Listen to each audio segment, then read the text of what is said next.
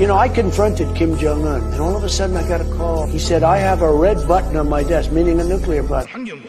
In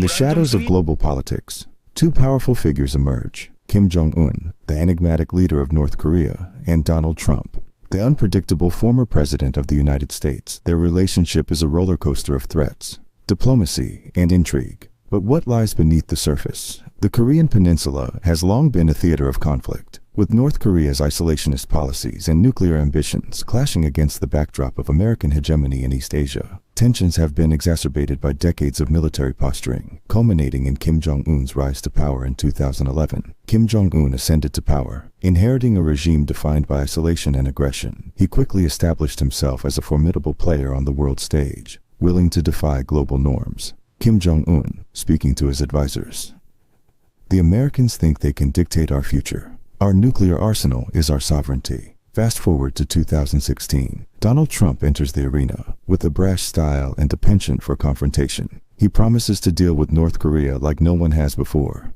As tensions escalate, the rhetoric becomes increasingly heated. Trump warns of fire and fury, while Kim vows to turn Seoul into a sea of flames. The world watches, breathless. As both leaders establish their presence, their rhetoric grows increasingly incendiary, setting the stage for a showdown, a diplomatic gamble. In 2018, the world was stunned when Trump agreed to meet with Kim. The summit in Singapore was historic, marked by symbolic gestures that hinted at a thaw in relations.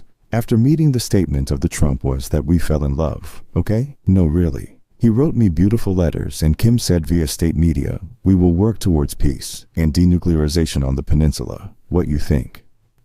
Yet beneath the surface, skepticism remained on both sides. Was this a true commitment to peace, or merely a strategic maneuver? As talks progressed, disagreements over denuclearization timelines and sanctions erupted. After this, Trump in a press conference: "We're not lifting sanctions until we see real steps from North Korea." And Kim said in a state address, "We cannot give up our nuclear capabilities without a guarantee of safety." By early 2019, the Hanoi summit ended in stalemate. Trust evaporated, and both nations reverted to hostile rhetoric. Trump tweeted, "Kim Jong Un is a tough negotiator, but if he wants to play games, we can play too." Then Kim replied in a military parade, "Our strength will not be compromised. The U.S. must understand that." The breakdown of negotiations had broader implications, intensifying regional tensions and reaffirming alliances. As both leaders faced domestic pressures, Trump with impeachment inquiries and Kim with economic challenges, their relationship serves as a mirror of their respective regimes. Then Trump, in an interview,